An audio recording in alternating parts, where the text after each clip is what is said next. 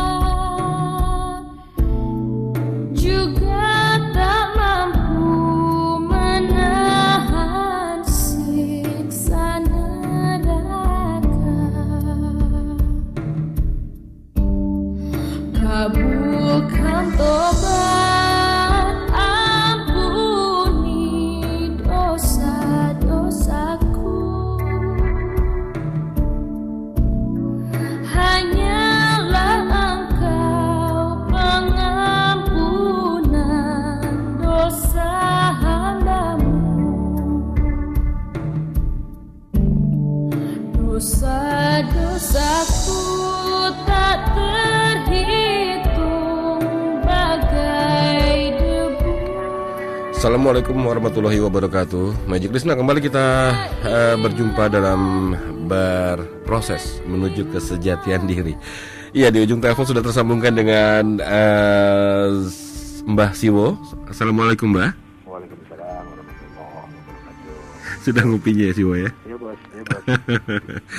Oke, Magic Listener, silakan bisa gunakan telepon kami di 6332705, 6332706, atau juga Anda bisa menggunakan SMS Ramako ya di 081 8801058. Silakan, saya coba terima dulu Anda yang menggunakan line telepon di 6332705, 6332706. Juga bagi Anda yang bisa mendengarkan Ramako melalui streaming www.ramakofm.com atau di Indovision channel 204, atau juga yang bisa mendengarkan kami melalui Mitra Mahardika Katulistiwa 102,6 FM. Ya. Assalamualaikum. Assalamualaikum. Waalaikumsalam. Ya, dengan siapa ini? Dari Boy Boy, di mana Mas Boy? di jalan. Di jalan. Silakan. Assalamualaikum Siwo. Waalaikumsalam warahmatullahi Siwo, saya mau lebih tanya lagi nih tentang hidayah. Waktu itu Siwo membahas hidayah itu tidak, apa maksudnya, tidak diturunkan langsung oleh Allah, sebagaimana Allah memilih orang-orang pilihannya gitu ya. Jadi kalau saya lihat misalnya kayak Abu Thalib, pamannya Nabi Muhammad sendiri, dia maksudnya tidak memeluk sebagai Islam sebagai agama. Jadi dia tidak mengucapkan tauhid ya pada saat sakaratul mautnya juga. Jadi saya mau lebih tanya ke Siwo. Hidayah itu kata Siwo kan kemarin sudah diberikan Allah, cuma kita sendirinya saja yang memproses. Terkadang kita tidak pahami gitu kan. Tapi kenapa istilahnya pamannya Nabi sendiri bisa tidak mendapatkan hidayah gitu ya. Nah itu saya mau penjelasan Siwo yang lebih detail lagi tentang hidayah ini seperti apa gitu Siwo. Yeah. Terima kasih. Assalamualaikum. Waalaikumsalam warahmatullahi wabarakatuh. Terima kasih Mas Boy, di jalan, hati-hati di perjalanan ya. Dan yang lainnya silakan. Saya tunggu di 6332705, 6332706. Oke, penelpon berikutnya. Assalamualaikum. Waalaikumsalam. Ya, dengan siapa ini? Dengan Herman di Mabes. Mas Herman di Mabes, silakan Mas. Assalamualaikum Siwo. Waalaikumsalam warahmatullahi wabarakatuh. Ya tadi saya mendengar uraian dari Siwo yang barusan tadi yang menyebut ajal itu sangat dahsyat Siwo. Saya baru dengar dan kaget sekali gitu loh. Ya mungkin ini yang digambarkan kalau tidak salah ya Siwo ya, di serat Syekh Siti Jenar itu digambarkan bahwa Syekh Jenar adalah salah satu orang yang tahu cara menjemput ajal dengan benar gitu ya. Ya itu disebut dengan Mau'ul Hayat dengan bahasa Arabnya, atau mungkin dengan bahasa Jawanya tirta nirmala atau air kehidupan seperti itu sih, Wo. Apa seperti itu sih, Wo, yang digambarkan dengan sesi dinar yang barusan juga diuraikan dengan Siwo. Nah, itu juga kebetulan juga kalau nggak salah di situ juga murid-muridnya sesi dinar juga salah memahaminya sehingga dia ingin cepat-cepat ajal dengan cara salah itu dengan buat onar supaya dihukum mati dan cepat diproses gitu, berproses seperti itu sih, loh, supaya dia bisa cepat berjumpa dengan Tuhannya. Nah, saya kira itu aja sih, Wo. Iya, baik. Terima kasih gitu Mas aja. Herman. Assalamualaikum. Waalaikumsalam warahmatullahi wabarakatuh. Iya, dua pertanyaan. Satu pertanyaan lagi saya terima 6332705 atau juga di 6332706. Assalamualaikum. Waalaikumsalam Iya. warahmatullahi wabarakatuh. Dengan siapa ini? Bu Lala. Aduh, dengan siapa, Bu? Maaf. Bu Lala. Ibu Lala di mana, Bu? Pondok Kelapa. Di Pondok Kelapa, silakan. Iya. Assalamualaikum Siwo. Waalaikumsalam warahmatullahi wabarakatuh. Bisa agak keras. Iya. Ini Siwo, saya mau menanyakan kewajiban saya sebagai seorang anak, posisi kebetulan menantu Pak ya. Saya punya mertua. Secara medis sih katanya udah sehat gitu ya. Saya sedikit mau konsultasi berbakti kepada orang tua. Secara medis sehat, tapi ini keterkaitan dengan hidayah juga ya. Kalau disuruh sholat gitu, diingatkan sholat itu susah gitu sih, Bu. Nah, di mana lepas kewajiban saya sebagai anak untuk mengingatkan orang tua, sementara saya sendiri tidak tega kalau dia menolak untuk diingatkan sholat gitu, dengan alasan dia sudah tidak ada kewajiban lagi gitu. Diajak komunikasi dua arah, tapinya saya kurang pikun gitu. Jadi kira-kira maksudnya? Apa yang harus Ibu lakukan begitu, Bu? Iya. Ya baik. Gitu, karena saya juga tidak tega kalau membiarkan orang tua tidak sholat, karena saya lihat secara komunikasi masih dua arah, tapi kok tidak mau gitu. Nah, apakah hidayah Allah sudah tidak bisa didapatkan lagi gitu? Iya. Gitu Baik, aja. itu saja Bu Lala. Iya. Baik, terima kasih Bu Lala. Waalaikumsalam warahmatullahi wabarakatuh. Ya, tadi ada Mas Boy juga Mas Herman, juga yang terakhir di Bu Lala tadi ya. Terima kasih untuk pertanyaannya melalui telepon. Dan kita coba bacakan SMS yang sudah cukup banyak masuk nih Siwo. Banyak ya. Iya, enggak, hanya 3 aja lah. Iya, oke Siwo. Ini yang pertama sekali dari siapa ini? Dari Ria di Gambir. Assalamualaikum Siwo. Mohon dijelaskan tentang sebuah hadis yang menyatakan salah satu ciri muslim yang beruntung adalah tempat tinggal yang luas dan kendaraan yang memudahkan, serta apakah yang dinamakan moral itu dan bagaimana hubungannya dengan akhlak. Terima kasih, wassalam. Dari Ria di Gambir. Bisa ditangkap Siwo? Ya. Yang kedua dari Junior di Condet. Bagaimana pendapat Siwo tentang Rabu Wekasan atau Wekasan ini? Yang konon katanya di hari tersebut diturunkannya 320.000 bibit bencana ke dunia. Itu yang kedua. Dan yang ketiga dari siapa ini ya? Tidak disebutkan namanya. Oh ya, oke, saya coba pindahkan lagi. Satu lagi dari Hari di Tangerang. Assalamualaikum Siwo. Saya mau bertanya, jika aku dekat Allah, dekat, maksudnya begitu. Dan berarti ada jarak. Seberapa jaraknya antara aku dan Allah? Itu. Yang lainnya mohon maaf, tidak semua SMS bisa kami bacakan karena waktunya terbatas sekali di sesi kedua ini. Jadi mudah-mudahan dari semua SMS yang saya pilih, 3 SMS bisa mewakili dari keseluruhan SMS yang masuk ya malam hari ini. Baik, silakan Siwo, 3 SMS dan 3 pertanyaan, monggo. Jenengan monggo binarak lagi. Saya mau kemah dulu Siwo sebentar. Monggo, Bah. Langsung aja. Ini pertanyaannya agak berat-berat nih. Jadi saya mohon maaf kalau nanti andai kata waktunya nggak cukup, harus terpaksa di pending ya. Yang pertama dari Mas Boy, beliau masih di jalan. Beliau mempertanyakan tentang masalah hidayah. Kemudian dimasukkan kasusnya kepada paman Rasulullah yang namanya Abu Thalib. Dan beliau tadi apa yang disebut bahwa beliau tidak bertauhid.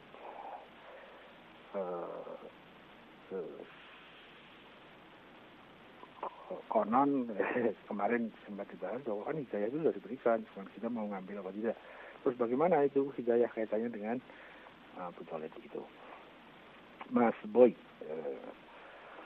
mohon jangan tergesa-gesa diterima dan mohon jangan tergesa-gesa ditolak, karena apa yang akan saya sampaikan ini sebuah pemahaman saya terhadap sebuah kontroversi, yaitu tentang masalah Abu Thalib.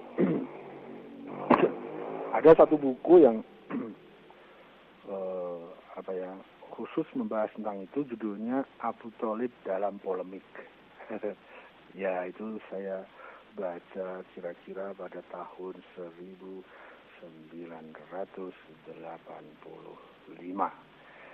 Ya,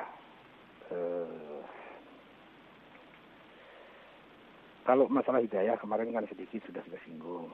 Ada bentuk hidayah itu yang berupa hidayah petunjuk, yaitu berupa sarana-sarana, barometer, alat ukur, dinah, peta, dan lain-lain. Bagaimana rute-rute menuju kesempurnaan diri, bagaimana rute-rute menuju mendekat kepada yang maha mulia. Itu disebut hidayah yang terkait dengan agama, hidayah yang berupa petunjuk. Ada lagi hidayah yang terkait ke istilah, terkait dengan istilah teknis agama, yaitu hidayah yang penyampai. Hidayatul ghoyah disebut begitu. Itu bagi orang-orang yang sudah berjalan mengikuti rute-rute petunjuk itu, maka pada skala tertentu dia akan mendapatkan hidayah yang lebih tinggi, yaitu hidayatul ghoyah. Dia akan disampaikan, dia akan dijemput, dia akan ditarik. Jadi itu sudah fasilitas ekstra itu. Kurang lebih seperti itu. Tetapi hidayah itu bukan cuma itu. Wujud itu sendiri, ada itu sendiri adalah hidayah.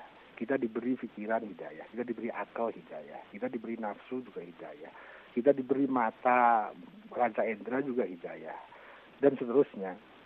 Hidayah itu semua hal yang akan membawa, mendorong, menarik kepada pusat sumber hidayah itu, yaitu Allah Subhanahu wa Ta'ala. Kemarin secara analogis, meskipun mungkin tidak relevan ya, karena analogi ini sangat kecil dibandingkan permasalahan aslinya, yaitu bagikan matahari yang selalu memancarkan sinarnya ke segala arah. Nah, tinggal kitanya mau mengambil sinar itu atau mau menghindar. Itu kita diberi kemerdekaan bebas. Jadi bukan masalahnya Allah belum memberikan hidayah, bukan, tetapi kita yang menghindar dari hidayah, atau kita tidak mau menjemput hidayah, kita tidak mau mengambil hidayah. Padahal kalau kita mau mengambil hidayah satu, ya, level 1, kita akan dibukakan pintu hidayah level 2. Dan kalau kita sudah mengambil hidayah level 2, kita akan dikasih fasilitas hidayah level 3 dan seterusnya. Bagi orang yang sudah menggunakan hidayah petunjuk, dia akan mendapatkan hidayah penyampai. Gitu kan?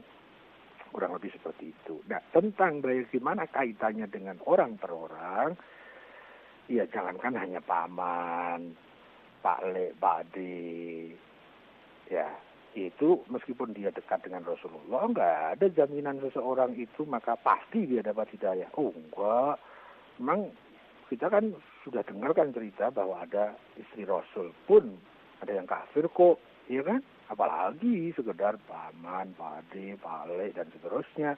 Jadi sangat mungkin itu bukan masalahnya Allah sudah memberikan hidayah ke dia atau belum, tapi masalahnya dia mau enggak dengan kehendak bebasnya mengambil hidayah yang sudah tersebar di seluruh sudut keberadaan ini. Ya, jadi dikembalikan. Kalau hidayah itu dipilih kasihkan, ya kalau ada orang yang tidak dapat hidayah, jangan salahkan dia, salahkan aja Tuhan. Kenapa nggak ngasih hidayah kepada dia? Nanti kan bisa begitu dong. Ya, tapi kayaknya nggak begitu deh. Kayaknya Allah selalu memberikan hidayah kepada siapapun yang ada di kehidupan ini. Nah, tinggal kitanya mau apa enggak ngambil. Kalau kita mau ngambil, ngambil yang 1, kita akan dikasih 2. Kalau kita ngambil 10, kita akan dikasih 100. Kalau kita ngambil 100, kita akan dikasih 1000. Kalau kita ngambil 1000, kita akan dikasih berjuta-juta. Ya kita mau enggak? Nah, kalau kita nggak mau, ya udah. Terlepas itu siapa, entah keluarga Nabi, entah Pak Ade, Pak Leknya Nabi, bahkan ada istri Nabi yang kafir. Kedekatan fisik tidak menjamin apa-apa, kedekatan famili tidak bisa menjamin apa-apa, karena masing-masing merdeka untuk menggunakan hak bebasnya. Itu sebagai yang saya tahu secara universal seperti itu. Kalau masuk ke masalah Abu Thalib, nah itu terjadi polemik yang tidak yang rame gitu ya. Misalnya begini, ada yang mengkafirkan Abu Thalib karena beliau meninggal tidak mengucapkan kalimat syahadat. Itu misalnya. Dan ditampilkanlah ada hadis, ada ayat gitu ya. Tapi di pihak lain juga ada yang menampilkan bahwa siapa sih yang seorang yang mengasuh anak yatim sehebat anak yatim yang bernama Muhammad bin Abdullah itu. Padahal kan siapa yang mengasuh anak yatim dalam keluarganya, dia dengan Rasul itu sangat dekat. Nah, itu bagi umat muslim saja berlaku atau juga berlaku pada Abu Thalib, misalnya seperti itu. Kemudian ditampilkan juga ayat misalnya bahwa Rasulullah itu sangat kasih dan sayang kepada sesama mukmin dan tegas kepada orang-orang kafir. Nah, coba kita lihat Rasul kepada Abu Thalib itu kasih sayang atau tegas atau keras. Kita tahu kan bahwa tidak banyak yang meninggalnya itu ditangisi oleh Rasul. Bayangkan itu, ada orang sesuci beliau adalah wakil Tuhan yang luar biasa makomnya. Dia meninggal dan dia bersedih sampai dikatakan, bukan ini hari duka cita, bukan. Ini minggu duka cita, bukan. Beliau mengatakan, amul huzn. Tahun duka cita beliau. Logis enggak? Kalau beliau berduka cita, beliau yang manusia suci wakil Tuhan itu berduka cita atas matinya seorang kafir, logis enggak? Itu bentuk kasih sayang atau bukan? Misalnya seperti itu. Jadi pihak satu punya menampilkan alasan-alasan, pihak yang lain juga menampilkan alasan-alasan. Itu saya pernah baca dalam buku khusus yang berjudul dengan Abu Thalib dalam polemik. Gitu kan. Ada lagi yang mengemukakan begini, yang menikahkan Rasul siapa ya? Dan jawabannya adalah Abu Thalib. Masa sih Rasul dinikahkan sama orang kafir? Yang khutbah dalam pernikahan Rasul siapa ya? Misalnya seperti itu. Nah, kalau permasalahannya karena beliau belum syahadat, apakah syahadat itu harus diucapkan di depan orang? Apa tidak mungkin beliau bersyahadat sendiri di dalam kamarnya? Atau dia mengucapkannya tanpa kata-kata? Misalnya begitu. Jadi tentang Abu Thalib itu dalam polemik, gitu ya. Nah, mudah-mudahan informasi ini jangan tergesa-gesa diterima, tapi juga jangan tergesa-gesa ditolak, karena di sini ada bentuk kontroversinya. Tapi bagi saya, ya udahlah, boleh deh itu sebagai sebuah tambahan wawasan. Tapi kayaknya kita nggak perlu deh ikut-ikut menghakimi beliau. Memang kita tahu soal beliau bagaimana. Karena orang yang menyalahkan orang yang benar, yang menyalahkan itu betul-betul salah. Atau yang membenarkan orang salah, yang membenarkan itu salah. Yang tepat gimana? Ya menyalahkan yang salah dan membenarkan yang benar. Gitu. Sampai nanti ada orang yang mengkafirkan orang yang ternyata dikafirkan itu tidak kafir, maka yang mengkafirkan itulah yang kafir. Ya gitu kan, itu ada hukum seperti itu. Begitu kira-kira Mas Boy, nanti bisa dilanjut kalau belum puas, dan saya yakin belum puas, meskipun sudah menghabiskan waktu sekian. Mas Herman di Mabes, apa tadi beliau bilang kaget-kaget gitu ya. Ya kalau kaget ngopi deh Mas, biar nggak kaget gitu ya. Beliau mengangkat tentang seksi jenar terkait dengan masalah Ma'ul Hayat. Ini banyak ditulis dalam buku-buku sejarah yang terkait kepada historical of Syekh Siti Jenar. Ya, kayaknya ada sih terkait dengan hal-hal seperti itu. Cuma saya tidak tahu apakah beliau itu sudah sampai ke yang disebut ajal musamma itu tadi atau belum. Saya tidak tahu karena ya memang saya tidak tahu beliau itu seperti apa gitu ya. Mungkin itu memang ada terkait itu. Apalagi kalau mungkin nanti Mas Herman mempelajari di sana itu ada puncak makrifah beliau yang beliau ajarkan sepanjang yang saya baca dalam buku nih, belum tentu kan itu sesuai dengan aslinya. Itu di sana ada istilah yang sangat menarik, sudah dibahas sejawakan, tapi intinya isinya itu kalau saya belajar saya bisa kening saya bukan sekedar berkerut-kerut tapi berlipat-lipat. Di sana ada unang, uning dan unong. Mungkin ya kalau di dalam dunia sufi itu ada yang namanya tajalli, tahalli dan taholli, atau taholli, tahalli dan tajalli. Mungkin, tetapi kayaknya berbeda deh. Itu sepanjang yang saya pahami dan pemahaman saya sangat terbatas. Kayaknya begitu, Mas Herman, bisa ditindaklanjuti kali. Mbak Lala di Pondok Kelapa, ini terkait dengan bagaimana kita bersikap sebagai seorang anak kepada orang tua yang kebetulan orang tua itu tidak melaksanakan syariat.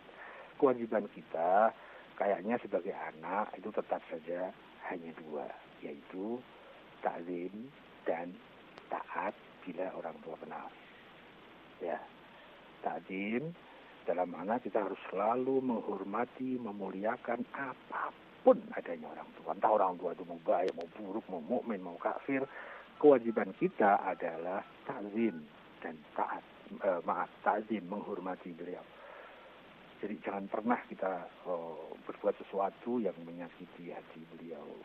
Jangan pernah kita berbuat sesuatu yang kita tahu bahwa itu akan mengecewakan beliau. Ya, kalau kita ingin mengajukan usul-usul tertentu, ya bagaimanalah disusun dengan kalimat-kalimat yang sejuk, yang indah, yang tidak menyakiti beliau atau menyinggung beliau.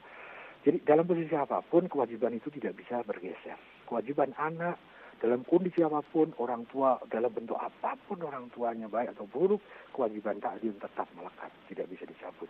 Berbeda dengan kewajiban yang kedua, yaitu taat.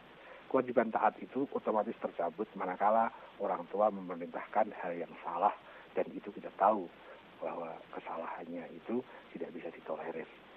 Ya, kalau kita diperintah, kita tidak sama sekali boleh menolak kalau perintahnya benar.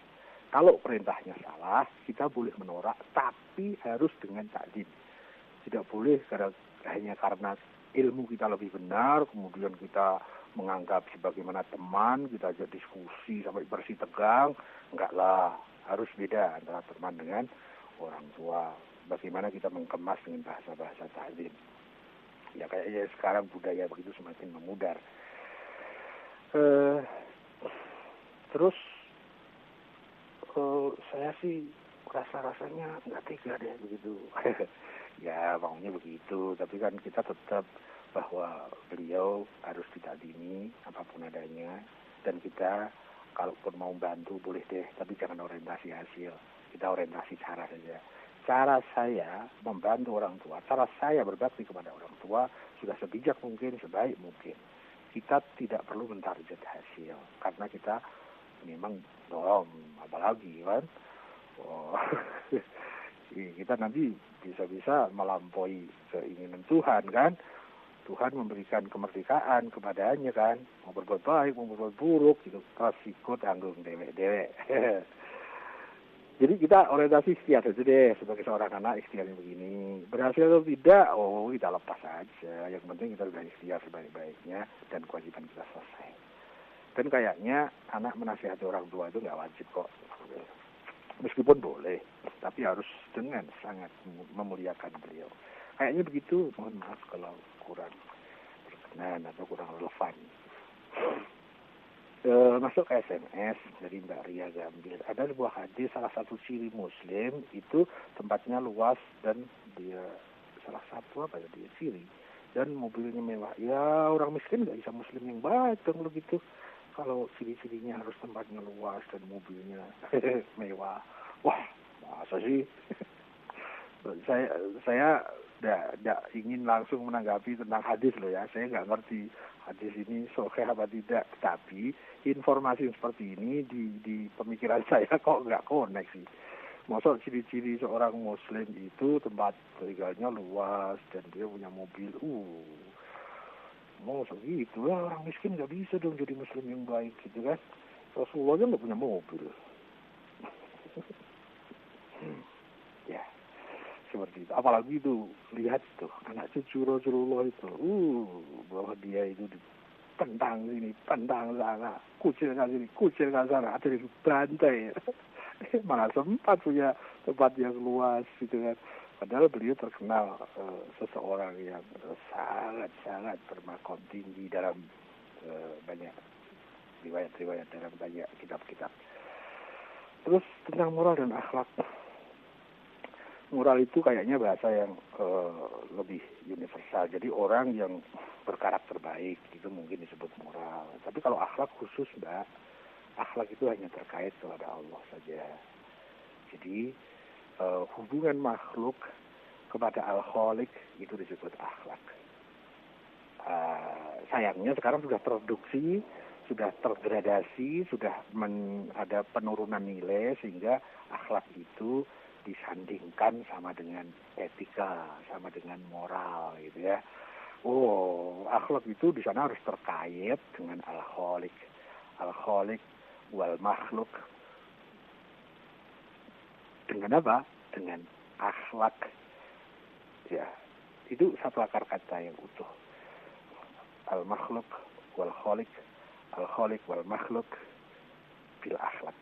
Jadi sepanjang apapun aktivitas kita yang terkait aktivitas kemakhlukan kita itu dalam rangka di sana ada tali penghambaan kepada Allah, ya itu semua akhlak. Jadi akhlak itu bisa berupa macam-macam. Akhlak bisa berupa senyuman, akhlak bisa berupa kata-kata atau diam, akhlak bisa berupa bisnis, akhlak bisa berupa segala aktivitas, bahkan terang yang memenuhi syarat bisa di sana ada akhlak. Jadi akhlak itu intinya adalah hubungan spiritual antara seorang makhluk, antara makhluk dengan Al-Khaliq. Itulah yang saya pahami dengan akhlak. Kalau moral, enggak, moral itu didefinisikan tidak harus ada Tuhan di situ. Terus dari Mbak Juni, siapa dari lupa ya, dicondet ya. Apa tentang Rabu Wekasan ya? Rabu Wekasan, apa ya? Orang begini-begini, ini aja. Saya no comment karena tidak paham persis tentang itu. Kalimatnya yang mudah begini, saya belum tahu tentang Rabu Wekasan. Saya waktu kecil sering melakukan itu ya, Rabu Wekasan itu. Cuma kayaknya itu harus dibahasnya melalui sudut perkembangan budaya khususnya di Jawa dan terkait dengan yang disebut dengan peninggalan budaya. Dan kayaknya ada sih kitab yang terkait dengan masalah itu. Istilah Rabu Wekasan itu aja yang kayaknya istilah yang sangat Jawa gitu ya. Ada Rabu Wekasan. Ada itu keterkaitannya dengan tokoh tertentu, kayaknya begitu. Tapi saya jawab saja yang lebih mudah. Saya belum tahu. Yang terakhir, bersamaan dengan akhir waktu jatah sharing kita dari Mas Hedi Tangerang, aku dekat kepada Allah. Berarti berjarak dong. Seberapakah jarak itu? Nah, tergantung bagaimana kita mendefinisikan dekat itu. Kalau dekat kita maknakan dengan tempat, ya pasti dong di sana ada jarak. Bahwa Salatiga Jakarta tentu lebih jauh dibandingkan Cirebon Jakarta. Cirebon Jakarta lebih dekat dibandingkan Surabaya Jakarta. Itu kalau terkait dengan jarak. Tapi kita kan nggak bisa kan hanya mematok makna dekat itu hanya dalam makna-makna material. Toh saya sama dengan Mas Heri, nggak pernah ketemu, nggak pernah ngerti, tapi saya merasa dekat dengan jenengan. Apakah dekat di sini butuh definisi jarak seperti tadi? Enggak kan? Ada orang yang dia cinta tapi bertepuk sebelah tangan. Seorang laki-laki mencintai berat kepada seorang perempuan karena seorang perempuan itu calon ibu rumah tangga yang ideal menurut dia. Jadi dia jatuh cinta karena kepribadian yang keibuan itu. Tapi dia dipendam cinta itu karena dia punya satu patokan bahwa cinta tidak boleh berkembang sebelum nikah. Kalau cinta terkembang sebelum nikah itu sangat berbahaya dan pasti tidak murni. Konon gitu. Nah, sayangnya yang perempuan tadi itu ya nggak ngerti kalau sudah dicintai. Itu bertepuk sebelah tangan. Yang laki-laki itu dia merasa dia nih sang gadis keibuan ini selalu dekat di hatiku. Kemanapun aku pergi, aku makan ingat kamu, aku tidur ingat kamu, aku mandi ingat kamu, aku waktu senang ingat kamu, waktu susah ingat kamu. Kayak nyanyiannya si Maya itu ya. Dulu juga ada nyanyian seperti itu yang sebelumnya ya. Indahnya ya kalau kamu itu Allah itu, kalau kamu itu Rasul, kalau kamu itu ulil amri saya, indah banget. Sayangnya kok kamu kadang-kadang jatuhnya pendek banget. Dekat di situ si laki-laki tadi merasa si gadis keibuan itu selalu dekat dengan dia. Padahal bagi si perempuan yang tidak punya rasa apa-apa itu ya dekat juga enggak, jauh juga enggak, orang yang enggak pernah mikir ke situ. Jadi ini sangat subjektif. Jadi orang yang mencintai seseorang itu dia akan merasa dekat meskipun dia jauh, ya jauh di mata, dekat di hati. Tapi bisa jadi yang dekat itu dianya, bagi dia itu jauh. Jadi saya sih dekat dengan dia, tapi dia jauh dengan saya. Nah, nanti hubungan antara khalik dengan makhluk itu seperti itu. Makhluk itu selalu dekat dengan Allah. Ya, tetapi Allah belum tentu dekat pada makhluknya. Ingat juga kagak, dia lupain itu. Waktu bisnis Tuhan ada di mana, apa ada dalam dirinya. Terpikir juga enggak. Waktu berpolitik, waktu macam-macam itu ditanya, di manakah Allah? Nah, jauh kan? Tapi ada masa-masanya pada saat kita mood, pada saat kita sedang, mungkin biasanya itu sedang tertimpa yang tidak diinginkan, yang disilakan dengan problem, musibah, dan macam-macam. Nah, baru nih kita ngerasa dekat sama Allah. Ya, gitu ya. Jadi, kalau Allah kepada kita selalu dekat karena Allah selalu mencintai makhluk-makhluknya. Allah selalu mencintai hamba-hambanya dengan penuh kasih dan sayang. Tapi kita kepada Allah, ada yang lupa, bahkan ada yang menentang, bertolak belakang arah. Ada yang Allah dia, gitu kan? Sebagai pihak ketiga. Ada yang Allah itu engkau dan seterusnya. Jadi dekat di sini tidak bermakna jarak yang material, tapi jarak dalam makna spiritual, sehingga tidak terbatas oleh ruang dan waktu. Seberapa jarak? Ya sebegitulah jaraknya, tapi jangan diukur dengan jarak ruang dan waktu. Ya, seberapa jaraknya? Ya, sejarak apa yang ada pada hal yang terkait. Ada yang jauh, ada yang dekat, tapi jangan diukur dengan ukuran ruang dan waktu. Kayaknya begitu. Allah lebih dekat dari urat leher. Jangan dimanakan jarak dalam makna ruang waktu. Nanti Allah terbatas dalam ruang dan waktu kan. Berarti Allah berjarak tuh, dekat tuh, jauh tuh, gitu. Kali loh. Dan akhirnya karena waktu sudah habis, saya harus pamitan sama si Mbah ini, Mbah. Monggo Mbah. Monggo Mbah. Pamit. Ngopi-ngopi Mbah. Monggo. Pun dahar dereng Mbah. Sampun Mbah. Ya udah deh. Kan? Iya, Siwo, terima kasih. Monggo Siwo. Kepada seluruh majelisnya beserta seluruh staf dan keluarga besar Mako, semoga kalian diberkahi, semoga kalian mampu berproses menuju kesejatian diri, semoga tidak bosan-bosan terus berproses. Proses itu kalau di basic tauhidnya mapan, proses itu menghasilkan kian ke depan akan kian menawan. Dan mohon pamit, terima kasih dan mohon maaf bila taufiq wal hidayah wala quwata illa billah. Assalamualaikum warahmatullahi wabarakatuh. Waalaikumsalam warahmatullahi wabarakatuh. Terima kasih Siwa Gus Hidayat dan Magic Listener. Insya Allah minggu depan pada setiap Kamis malam Jumat dari pukul 20 sampai dengan selesai 21.30 ya. Anda masih akan bisa mengikuti acara berproses menuju kesejatian diri.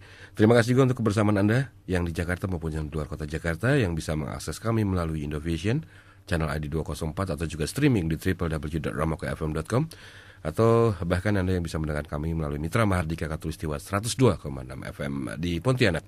Oke, saya ucapkan sekali lagi terima kasih. Indra Samudra mohon diri dan nanti kita akan ketemu lagi dalam Song for You. Assalamualaikum warahmatullahi wabarakatuh. Renungan Sufi. Selama engkau terjerat oleh pikiran ada dan tiada, bagaimana kau dapat tapakkan kaki di jalan ini? Kosongkanlah dirimu sehingga hanya ada kehendak dari Dia. Sepanjang kau terjajah oleh diri, bagaimana kau dapat mencapai kesejatian? Jika tidak tersucikan dalam kerendah hatian dan fana, bagaimana akan mencapai pengetahuan tertinggi dari Yang Maha Agung?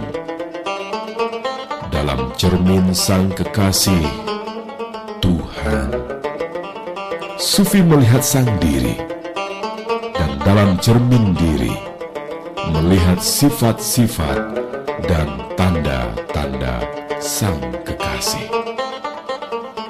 Dari Fariduddin